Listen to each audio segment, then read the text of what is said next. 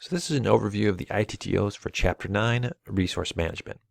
Before I get started, let me mention that if you're interested, we have lots of free PMP prep materials at projectprep.org. We've got cheat sheets, full-length practice tests, note cards, lots of stuff that should be pretty helpful. So here are our 6 processes. 2 are in planning, 3 in executing, and 1 in monitoring and controlling.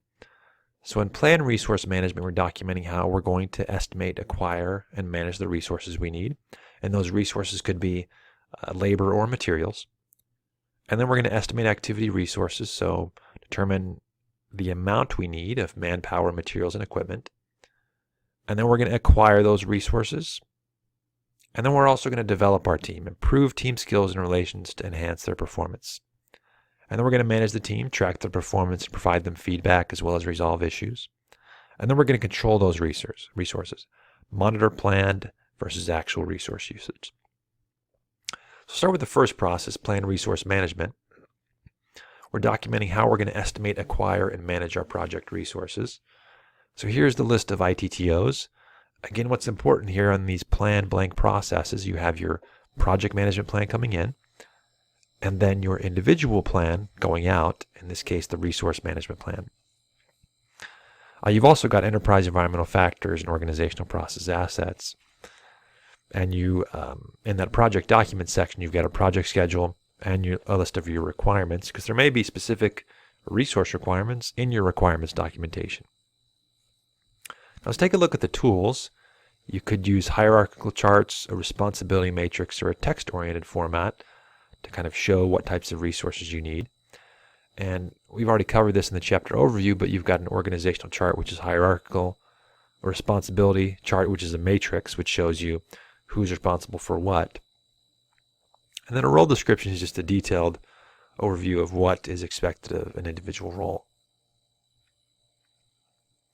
And then there's also organizational theory as a tool here. This is just kind of understanding how people, teams, and organizations behave.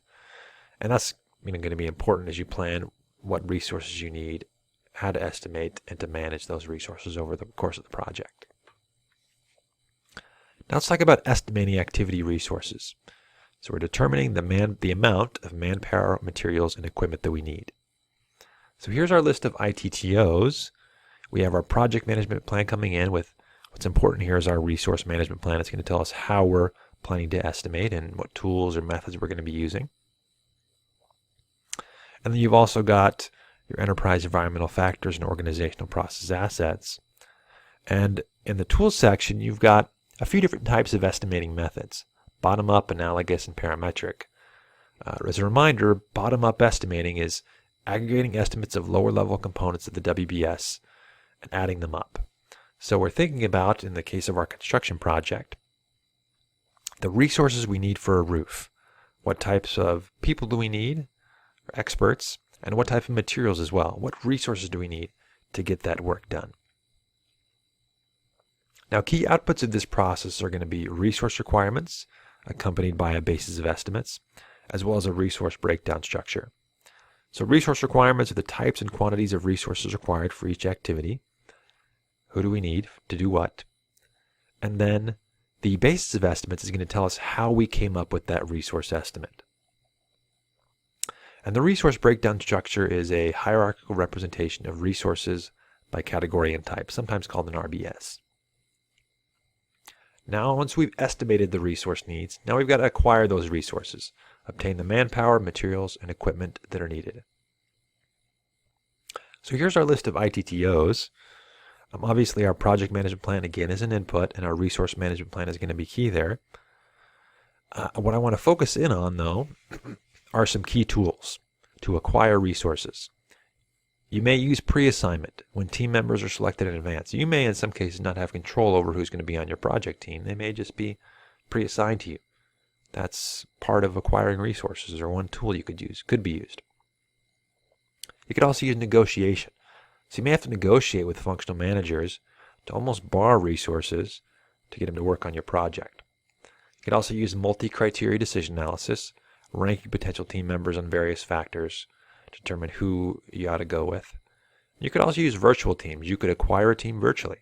All be working from separate locations, so they're teams with little or no face-to-face interaction.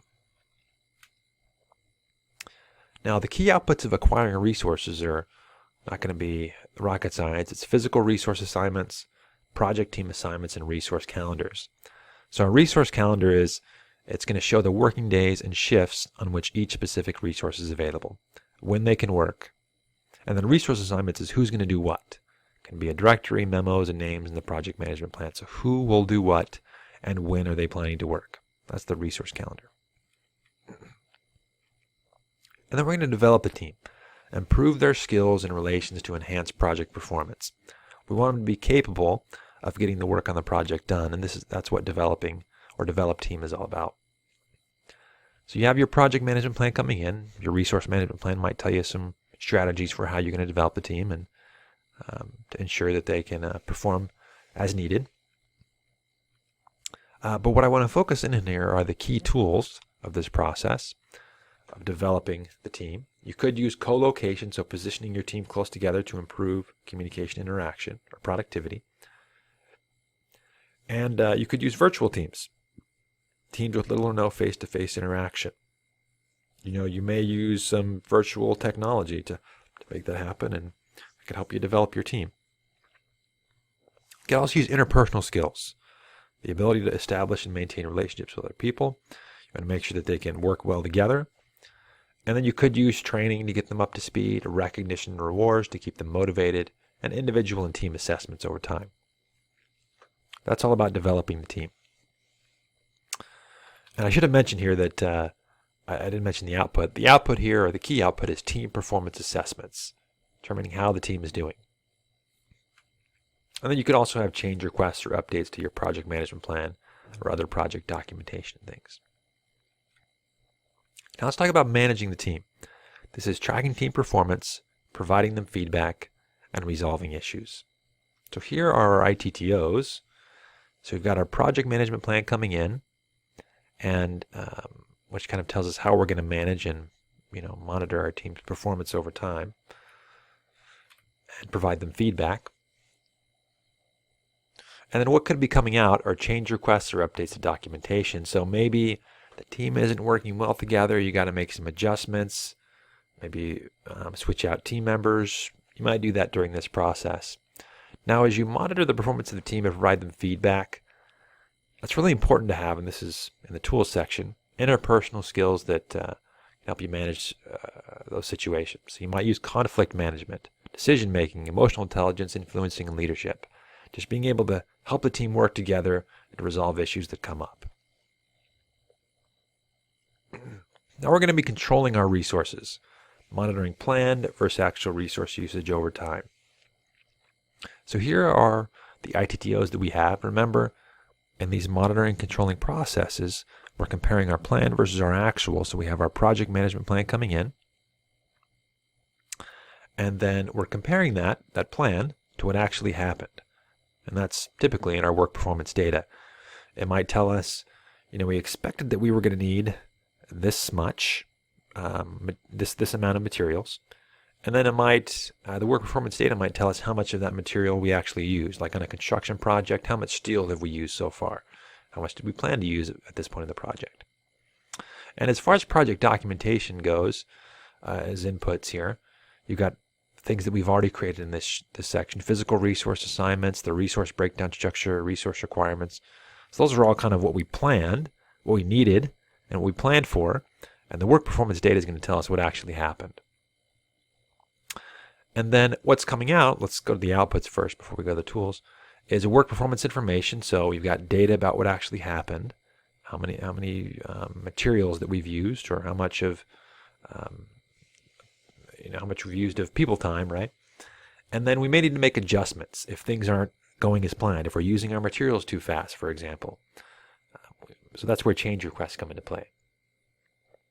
Now, as we're monitoring resource usage, some of the tools we might use are alternatives analysis, cost-benefit analysis, performance reviews, trend analysis, and so on. Anything that could help us compare what we planned to use, what resources we plan to use, against what we actually used.